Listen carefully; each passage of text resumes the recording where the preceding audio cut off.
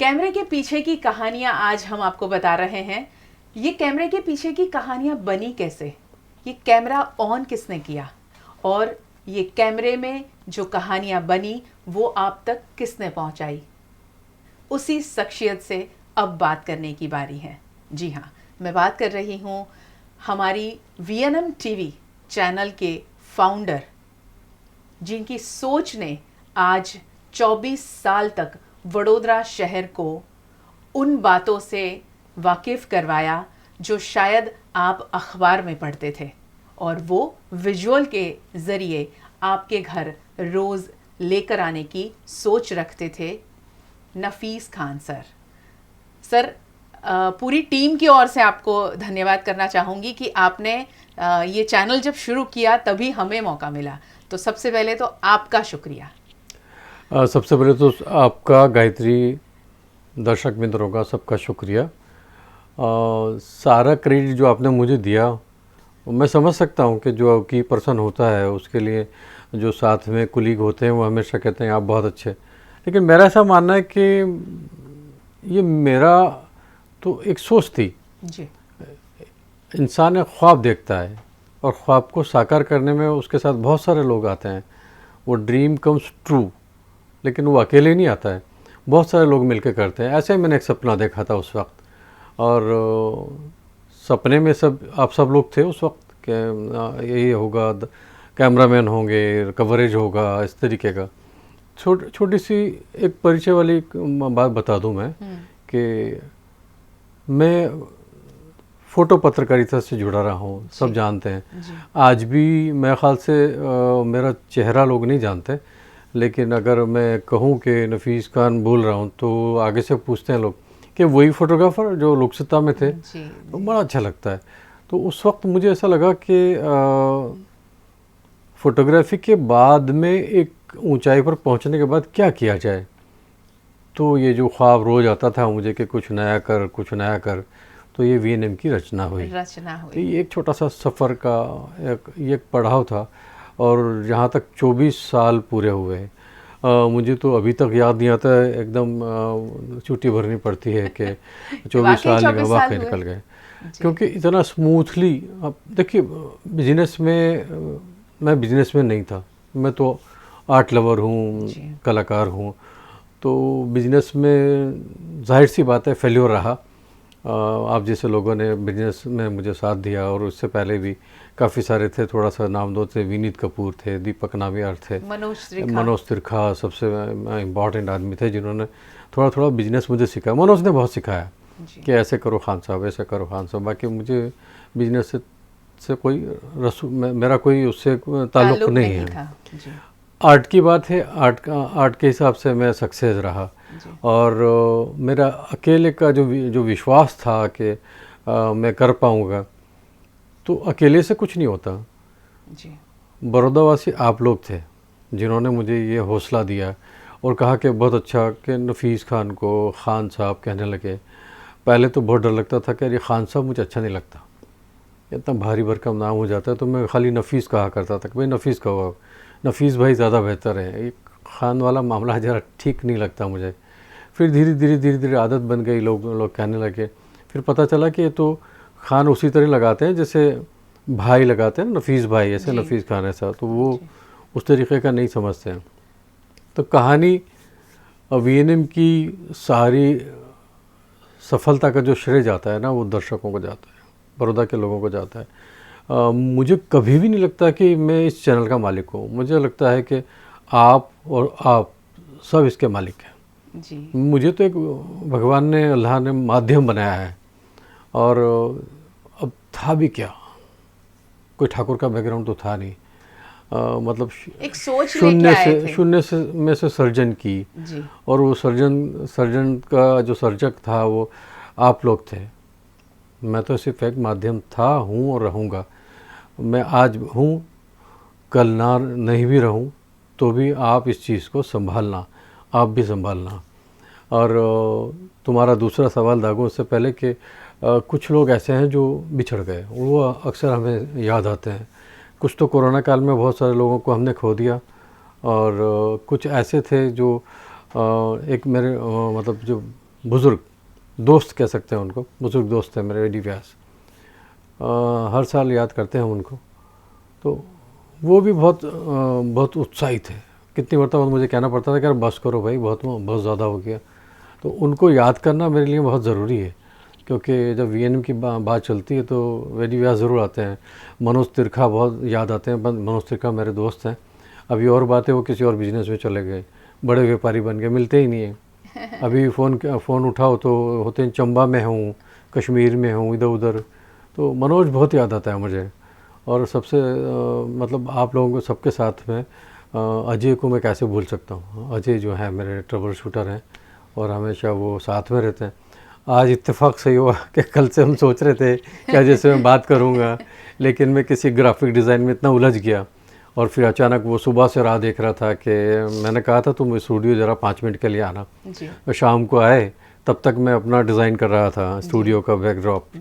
सो आए तो मैंने सोचा, मैंने ड्रॉप कर दिया। हम दोनों बात करने वाले थे, लेकिन अब करेंगे नेक्स्ट में, शायद अभी थोड़ी देर दोपहर में बैठेंगे उनके साथ में बात करेंगे।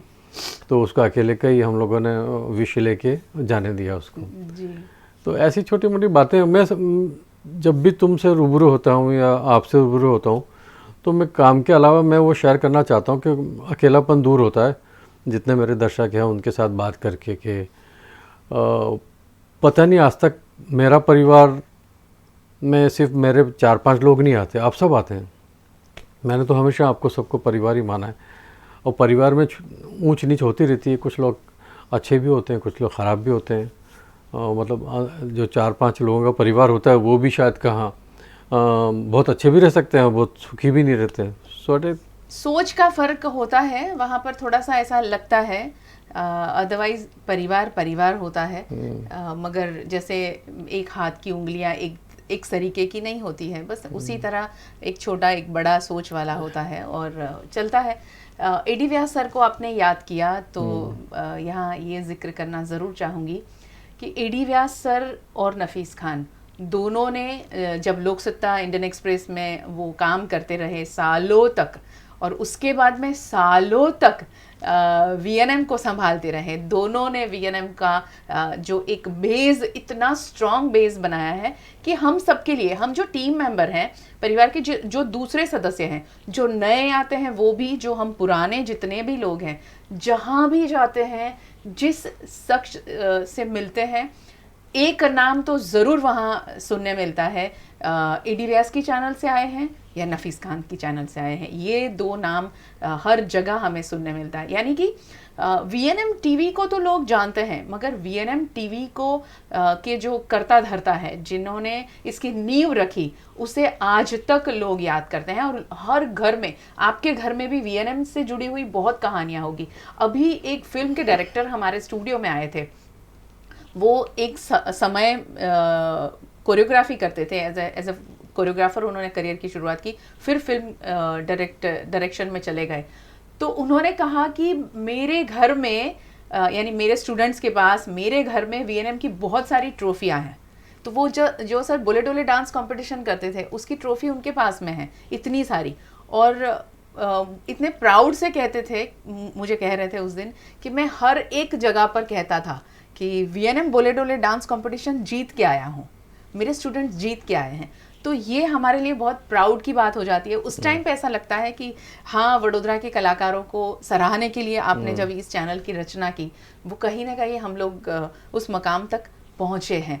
अब दूसरा सवाल ये है कि कैमरे के पीछे की कहानी हम बता रहे हैं, तो कैमरे के पीछे की कहानियाँ आपने देखी थी जब आपने ये चैनल शुरू किया, इस चैनल की रचना के बारे में सोचा, तो दूसरी चैनल की जो कार्य प्रणाली थी, उनके कैमरे के पीछे की कहानियां कुछ देखी थी कि हाँ इसी तरह से वर्क होता है?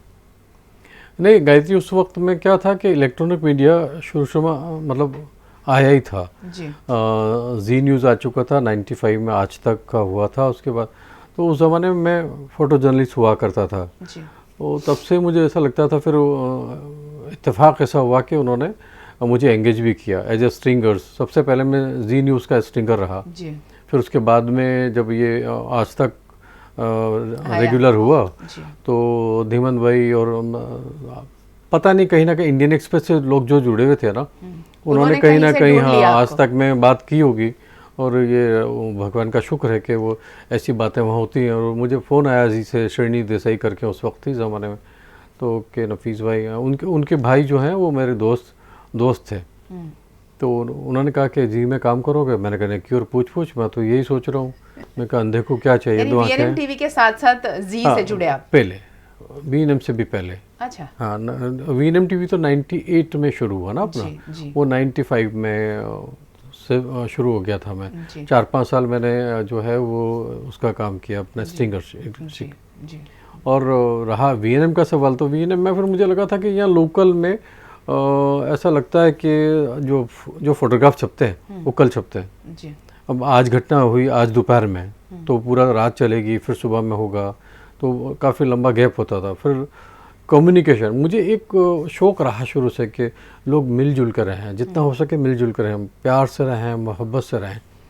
तो मैं सोचता रहता था कि क्या करूं, तो मतलब टुकड़ा पानो टोकू पड़ता था, मतलब पाना छोटा पड़ता था। तो फिर मैंने सोचा कुछ ऐसा करें कि इलेक्ट्रॉनिक मीडिया अगर यहाँ जैसे जी में चलता है, आज तक में अगर यहाँ बड़ौदा करें तो वो उस सोच के साथ में इसकी शुरुआत हो गई।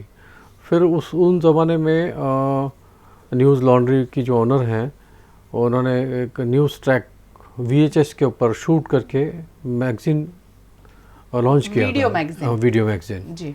वो वीडियो मैगज़ीन मैंने किसी तरीके से कहीं देखा जी। तो वो देखकर मुझे लगा कि यार ये मैं कर सकता हूँ। तो फिर मैं, मनोज और मेरे एक दोस्त थे भरत भाई, वो तीनों ने मिल के कोशिश की।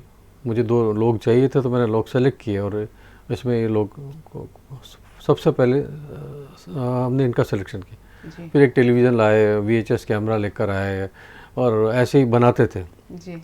रिलीज़ कहाँ करना, अब उस वक्त में तो ऐसा है, तो मैंने कहा कि ठाकुर का बैकग्राउंड है नहीं है, तो पैसे वैसे तो थे नहीं जी, जी। तो बस सोच के तो VCR किराए पे लेके लोग देखते थे। VCR में कैमकॉर्डर होता था VHS का, उसको किराए पे लेकर आते। एक बार तो ये हुआ कि हम शूट कर रहे थे और कैमरे में ही वो फ्लैश में आग लगी, तो कैमरा भी पिघल गया और आग लगी। तो उस वक्त मनोज भाई न्यूज़ पढ़ रहे थे, तो मैं कैमरे में था, तो बोले कि आग। अरे मैं कहा पढ़ो ना, न्यूज़ पढ़ो ना आप। क्या, अरे आग लग रही है। अरे मैं कहा छोड़ो ना, आप न्यूज़ पढ़ो। अरे आग लग गई उधर।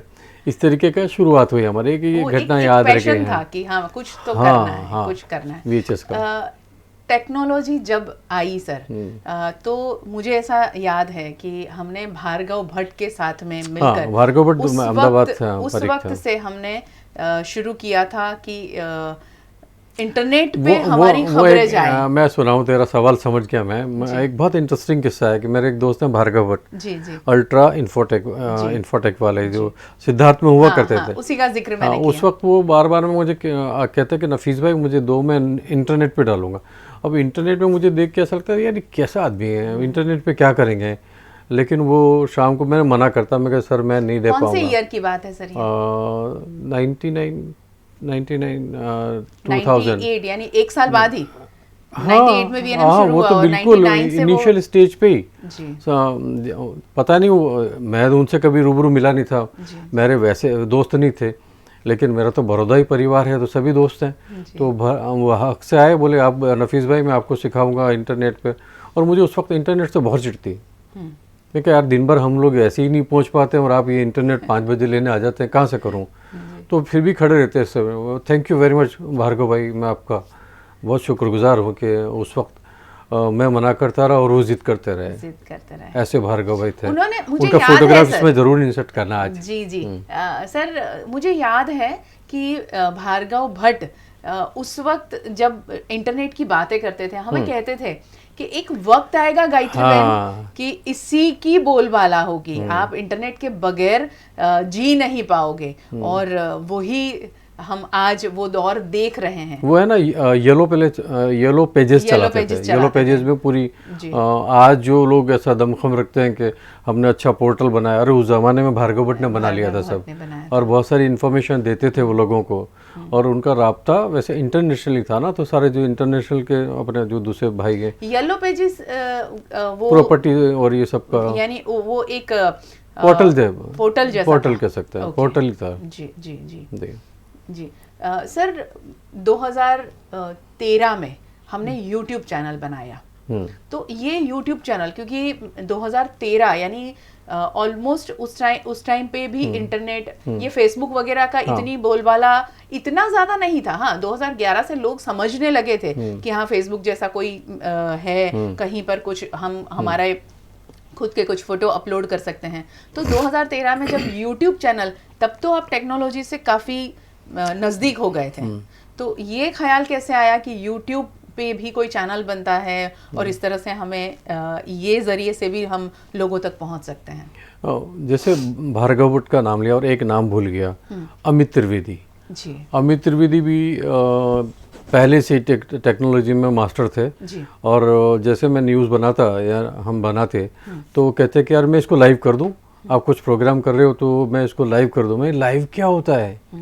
बोले नहीं, मैं यहाँ आप जो शूट कर रहे हो ना उसको नेट पे डालूंगा और नेट पे सब पूरा विश्व देखेगा जी। तो मुझे बड़ी हंसी आती थी, ऐसा कोई होता है क्या? तो वो धीरे धीरे वो अपडेट करते रहे, अमित त्रिवेदी अपडेट करते रहे और मैं उसमें सीखता गया और ये यूट्यूब फेसबुक सब आ गए धीरे धीरे। वैसे इतना एक्सपर्ट तो आज भी नहीं हूँ यूट्यूब फेसबुक का, जितने लोग आज के बच्चे करते हैं वो अच्छी बात है कि नई टेक्नोलॉजी के साथ में कर रहे हूँ। 2013 में यूट्यूब चैनल बनाया, फिर फेसबुक पेज बनाया, फिर फेसबुक के ऊपर ग्रुप बनाया। ये सारी बातें तो अब हर एक व्यक्ति करने लगा है, मगर आप सब कहीं पर भी रुकना नहीं चाहते, क्योंकि आपने अगर 98 में VNM की शुरुआत की तो 2021 में आपने सोचा कि जो कोरोना काल में इतना ज़्यादा OTT प्लेटफॉर्म बहुत फूला फला और घर घर तक एक ही बात होने लगी कोरोना काल में, OTT प्लेटफॉर्म पे हम ये देख रहे हैं, OTT प्लेटफॉर्म पे हम ये देख रहे हैं। फिर आप भी OTT प्लेटफॉर्म पे आने की सोच आप ले आए और VNM TV को OTT प्लेटफॉर्म पर ले गए। तो ये क्या सोच थी? इसी तरह आप क्या दुनिया भर में VNM TV को पहुंचाना चाहते हैं?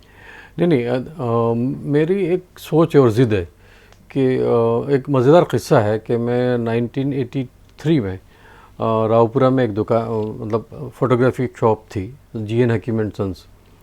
वहाँ सबसे पहले मैं नौकरी पे गया और वहाँ जब मेरी सैलरी डिसाइड हुई तो उन्होंने कहा कि भाई सैलरी आपकी 125 रुपये माहाना देंगे। मुझे सैलरी में कम इंटरेस्ट था क्योंकि मेरे जो अंकल थे उन्होंने कहा था कि बेटा आप काम करना, खाना पीना तो हम आपका उठा लेंगे। सो 3-4 महीने हो गए, मतलब 6 महीने के बाद में मैंने उनसे पूछा कि एक इकबाल हकीम उनके बेटे थे, आए अमेरिका से, कहने लगे कि आप चाहते क्या हो, किस तरीके से काम करना चाहते हो? तो मैंने उस वक्त पता नहीं इतनी तमीज़ तो नहीं थी, लेकिन मैंने कहा था कि सर मैं एक सीढ़ी पे खड़ा होना नहीं चाहता, मैं उस ऊंची में जो लास्ट सीढ़ी है ना उस पे जाना चाहता हूँ। तो फिर बोला कि फिर यहाँ कैसे रहोगे? मैंने कहा कि मेरी तनख्वाह आप कितना तक बढ़ा सकते हैं? तो बोले 450 से ज़्यादा नहीं। तो मैंने कहा जिस दिन 450 हो जाएगी तो 1 महीने पहले मैं आपसे कहूँगा कि मुझे और भी ज़्यादा जाना है क्योंकि मेरे ख्वाब बड़े हैं। तो उन्होंने कहा ठीक है। अब एक बार अचानक यहाँ आ गए ऑफिस में, तो मैं तो बड़ी चेयर पे बैठा था उस वक्त में, वो आया तो मैं तो खड़ा हो गया और मैंने कहा कि वो कह रहे नहीं बैठो। मैं कहा नहीं सर आपके सामने तो कैसे बैठूँगा? तो फिर वो मंद मुस्कुराए और कहने लगे कि ठीक है, यही आपका अचीवमेंट है, आप बैठो सामने। ऐसी घटनाएं। और जो OTT प्लेटफॉर्म की आप बात कर रहे हैं ना जी, तो OTT प्लेटफॉर्म तो समय की मांग है। तो समय की मांग के साथ आप हमेशा चलने की हमेशा सोच रखते हैं सर। तो यानी और मकाम और टीम को भी वैसे ही तैयार करते हैं कि आपको टेक्नोलॉजी के साथ अब चलना है और टेक्नोलॉजी आपके अधीन न रहे और आप टेक्नोलॉजी के अधीन न रहो, ऐसे भी आप तैयार करते हैं। तो क्या आप VNM TV को और कहाँ देखते हैं? अभी OTT प्लेटफॉर्म तो हो गया, अब तो हम हर शहर में अपने पत्रकार हैं, हर शहर तक हम पहुंच गए। उत्तर प्रदेश से भी फ़ोन आते हैं, झारखंड से भी फ़ोन आता है, अभी कश्मीर से भी फ़ोन आया कि क्या VNM TV में हम एज ए पत्रकार जुड़ सकते हैं। तो ये एक बहुत बड़ा अचीवमेंट है सर। अब देखो जिसका घर ही संसार हो जी, पूरा भारत जो है उसी का परिवार का हिस्सा हो। तो मुझे ये अचीवमेंट लगते तो बहुत अच्छे हैं और बहुत खुशी होती है कि मैं सब स्टेट्स में अपने सदस्यों को से मिल पाता हूँ, वहाँ के दुख दर्द को समझ पाता हूँ। और जैसे जैसे टेक्नोलॉजी बढ़ेगी वैसे वैसे मैं सबको कहता हूँ कि आप उसके अंदर इन्वॉल्व हों। और उसका मुश्किल तो बहुत है, मैं बहुत लोगों से कहता रहता हूँ यार सिखाओ सिखाओ सिखाओ, मगर सीखने की जो तमन्ना है ना उसके अंदर आपका जो ईगो है वो थोड़ा सा मुलायम रखना चाहिए, नर्म रखना चाहिए।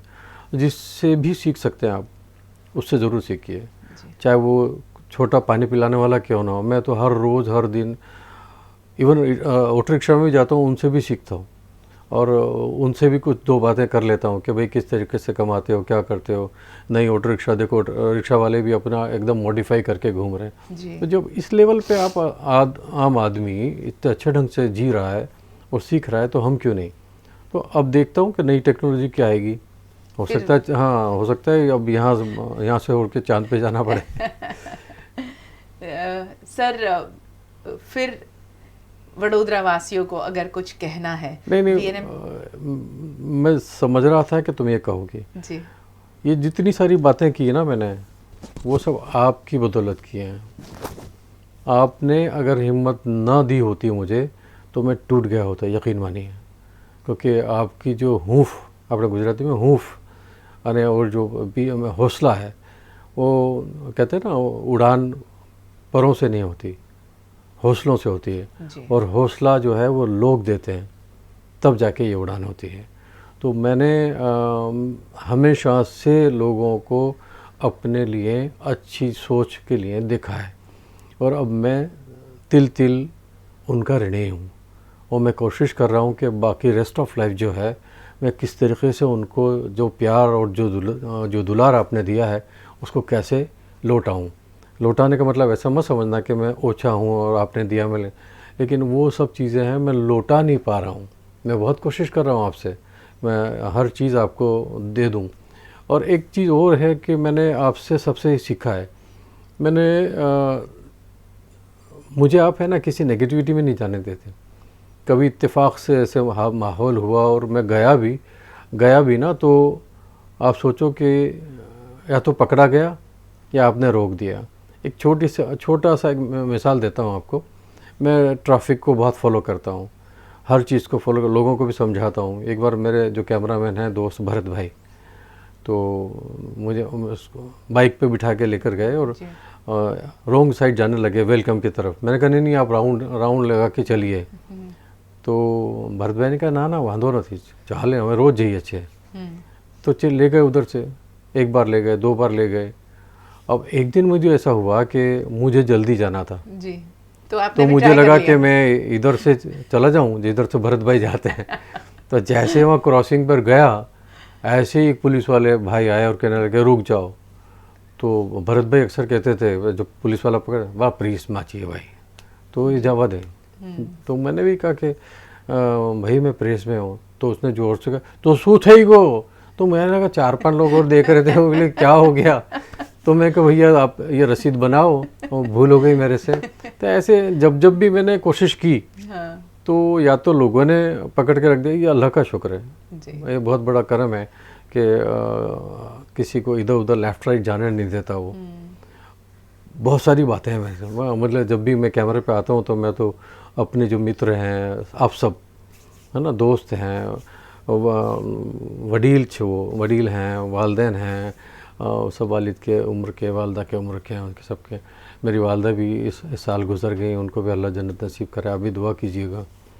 तो ये सब चीज़ें, अब गायत्री सोच रही हो कि मेरे सवालों का जवाब ना दे के कुछ और ही बोले जा रहे हैं, क्योंकि मुझे मौका ही नहीं मिलता। मैं तो हमेशा मौका देता रहता हूँ। ये लोग सब मिलके कहते हैं कि नहीं सर अभी 24 साल पूरे किए हैं अपने, तो आप भी कुछ बोलिए। तो मैं उस लिहाज से मैंने सोचा कल से मतलब एक कोशिश कर रहे थे, इसलिए मैं आज आपके सामने हाजिर हो गया। बार बार कह रहे थे कि नहीं आपको तो बोलना है। मैंने कहा आपने इतना सारा बयान कर दिया है, सब चीज़ें खोल के रख दी हैं, अब मैं क्या करूं उसमें, है ना। मैं तो आपकी बातें जो हैं सर, वो मुझे लगता है कि शायद हम नहीं बता सकते। और आपकी जो सोच है वो सोच आपने हमें डाली ज़रूर है, मगर आप हमेशा हमसे आगे और हमसे बड़ा ही सोचते हैं, और यही वजह है कि आप जैसे टीम लीडर अगर हैं तभी हम लोग सफल हो पा रहे हैं और इतना अच्छा काम कर पा रहे हैं। गायत्री, मुझे लोग मिलते जाते हैं, जैसे जैसे जैसे वक्त गुजरा, जैसे ज़िंदगी आगे तेज़ होती जा रही है, एक नया साथी मिलता जाता है ना। शुरुआत के दिनों में जब मैं कुछ नहीं था तो अजय कपूर मेरे साथ हुआ करते थे शाम सुबह। उसके बाद वक्त बदलता गया, और लोग आते गए, आप लोग आ गए और बहुत से लोग जुड़ गए। अब एक और दोस्त आ गए, मिस्टर बिपिन पटेल जी है ना, हर सुबह का साथी। वो हमारे विजुअलाइजर बहुत अच्छे। और जो आप ये बैकग्राउंड जो देख रहे हैं हमारे स्टूडियो में, आप अक्सर बदलते रहते हैं जो बैकग्राउंड हमारे वो देखते हैं, वो डिज़ाइन करते हैं। तो बिपिन पटेल को तो बिल्कुल आज याद करना ही चाहिए, क्योंकि वो क्रिएटिविटी हमेशा हमें हमारी सोच को भी बहुत ज़्यादा क्रिएटिव करते हैं। बहुत अच्छे पेंटर हैं, डिजिटल पेंटिंग वो करते हैं। इनके जैसे आपने कहा ना, ये जो पीछे देख रहे हैं हमारे ये बिपिन पटेल ने, ऐसा ही एक दर्द भरी की दास्तान और दुख की बात है कि प्यार कितना करते हैं लोग। जलेंदु दवे अब नहीं रहे दुनिया में। मुझे एक मतलब आके कहने लगे कि यार તમે આજે ગરબા ક્વીનમાં ક્વીન આપો છો, તો તમે કોઈ દિવસ સ્ટેજ પર એમ નથી કીધું कि आप जलेंदु दवे बनावी है। जी, उनको ऐसा था। तो मैं कहा वेरी सॉरी जलेंदु भाई। फिर मैं नेक्स्ट ईयर उनका नाम अनाउंस किया। इतना लोग जुड़े हुए थे कि कैम नहीं था। इवन फ़ोन आता है तो हक और हक बराबर है उनका, बिल्कुल ये हक मैंने दिया है और उनका बिल्कुल हक है कि वो कान पकड़े मेरा आके। तो फिर वो कहते थे कि ना तुम्हारे अनाउंस करवाना बधाने। तो जो गरबा क्वीन की जो आप क्वीन देखते हैं ना, वो बेसिक डिज़ाइन जो है वो जलेंदु दवे ने बनाई थी। अब मैं ये रिकॉर्ड में बोल रहा हूँ, शायद ऊपर सुन रहे होंगे तो यहाँ सबके पास होंगे और अच्छे से सुन रहे होंगे। तो गायत्री बहुत सारी बातें हैं, तो थोड़ा सा मुझे ब्रेक दो, फिर अभी दोपहर में फिर वापस इकट्ठे होंगे, क्योंकि मैंने कुछ दोस्तों को बुलाया, उनसे भी बातचीत करनी है। तो अभी मुझे आप इजाज़त दें, बहुत सारा बोल चुका हूँ मैं। जी बहुत बहुत शुक्रिया सर हमारे साथ जुड़ने के लिए। और अब जैसे अभी नफीस खान सर ने कहा कि अजय कपूर से सुबह से वो इंतज़ार कर रहे थे, तो अजय भैया कहूँगी मैं, वो आए और आपको थैंक यू कह के गए हैं, वो हम आपको दिखाते हैं। नमस्कार दर्शक मित्रों, मैं अजय कपूर आप सभी का धन्यवाद तहे दिल से शुक्रिया अदा करना चाहता हूं, क्योंकि आपके प्यार और आपके सहयोग से आज वीएनएम टीवी अपना 24वां वर्ष पूर्ण करके 25वें वर्ष में प्रवेश कर रहा है। धन्यवाद। हमारे साथ जुड़े रहें, क्योंकि ये सेलिब्रेशन में सुर मिलने वाले हैं। हम सुरीला सेलिब्रेशन शुरू करने वाले हैं और हमारे साथ में वडोदरा शहर के ही बहुत ही अच्छे कलाकार जो सिंगर हैं, स्वरित केलकर, अनुष्का पंडित और रीचा बारोट हमारे साथ जुड़ेगी, क्योंकि कोई भी सेलिब्रेशन संगीत के बिना अधूरा होता है और संगीत जब जुड़ता है तभी वो सेलिब्रेशन पूरा होता है। तो थोड़ी देर बाद फिर हम मिलते हैं। हमारे साथ आज दिन भर आपको बने रहना है, क्योंकि आज बहुत बहुत खास दिवस है आप सबके लिए भी और हमारे लिए। हम सब मिलकर आज इस दिवस को मनाएंगे, क्योंकि अब ये 24 साल तो हमने पूरे किए हैं, मगर अब जो नया साल शुरू हो रहा है, नया दिन जो अब हमारे लिए जो चीज़ें लेकर आएगा, वो हमारे सिल्वर जुबली ईयर का होगा। तो अगले साल 25 साल जब हम कंप्लीट करेंगे तो उसकी तैयारियां आज से ही तो करनी है। तो आज से ही उसका सेलिब्रेशन शुरू हो गया है, ऐसा समझिए। और हमारे साथ आज दिन भर बने रहें। आज का दिवस बहुत खास है। 5 जुलाई हमेशा बहुत कुछ यादें लेकर आता है। आज भी हम बहुत सारी यादें लेकर आएंगे। बहुत बहुत शुक्रिया। थोड़ी देर बाद फिर मिलते हैं।